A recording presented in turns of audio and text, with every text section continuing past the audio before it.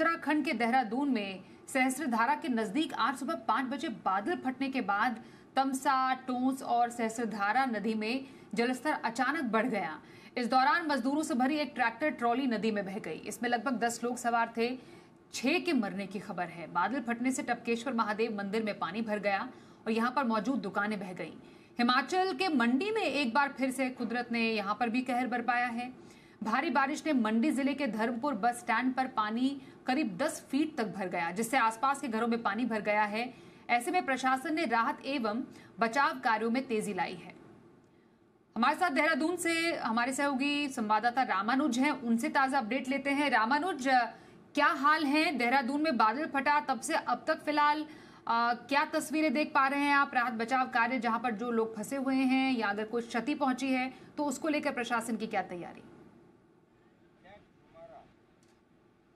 बिल्कुल, आपको राजधानी देहरादून से 2-3 बड़ा अपडेट बताना चाहूँगा। पहला ये है कि जिस तरह से लगातार पिछले 12 घंटे से बारिश हुई है, उसकी वजह से किस तरह का नुकसान पहुंचा, ये तस्वीरों के जरिए दर्शक अपने टीवी स्क्रीन पर देख सकते हैं। राजधानी देहरादून का ये नंदा की पुलिस चौकी के पास का पुल है, जो पूरी तरह से धराशायी हो गया एक पार्ट, और आधा जो उसका पार्ट है अभी भी नदी के बीचों बीच में अटका हुआ है।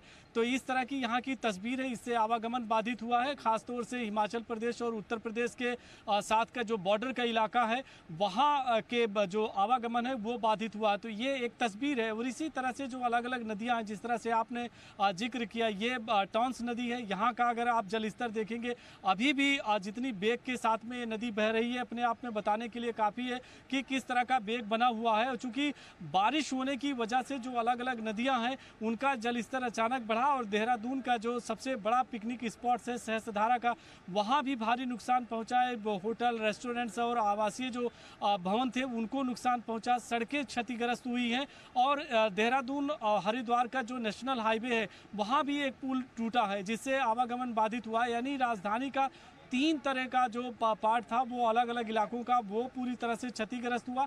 इससे काफ़ी जान माल का भी नुकसान पहुंचा है। जो स्थिति है उसका आकलन करने के लिए मुख्यमंत्री पुष्कर सिंह धामी खुद जो है ग्राउंड जीरो पर उतरे, और उन्होंने जाकर के हर स्थान का मौका मुआयना पर देखा और अधिकारियों को दिशा निर्देश दिया कि आखिर में किस तरह का कदम उठाया जा सकता है। स्कूलों में आज छुट्टी कर दी गई थी ताकि जो स्कूली बच्चे हैं उनको किसी तरह की दिक्कत ना होने पाए, लेकिन मूसलाधार बारिश होने की वजह से नदियों का जलस्तर बढ़ा, जिससे आसपास के जो इलाके के लोग थे उनके सामने तरह तरह की चुनौतियां खड़ी हो गई। फिलहाल सरकार की तरफ से ये जरूर कहा गया कि जो डिजास्टर मैनेजमेंट की टीम है वो पूरी मुस्तैदी के साथ में काम करे। और एक तस्वीर अगर आपको ये दिखाएं, देखिए कि ये जो पुल है, चूंकि इस पुल से अगर आप देखेंगे हिमाचल प्रदेश का भी आवागमन होता, भारी संख्या में यहाँ पर स्टूडेंट भी रहते हैं, कई यूनिवर्सिटी, कई कॉलेज भी है, और ऐसे में अब इसके पुल को बनाने के लिए काम करना पड़ेगा। बड़ी एक्सरसाइज की जरूरत है, बहुत मुस्तैदी के साथ, ताकि आवागमन पूरी तरह से सुगम हो सके।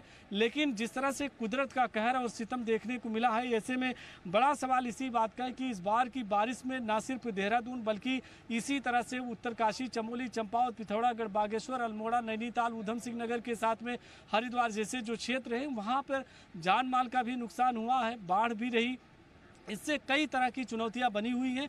फिलहाल मौसम विभाग का पूर्वानुमान है 1 से 2 दिनों तक इसी तरह से मौसम का मिजाज बना रह सकता है।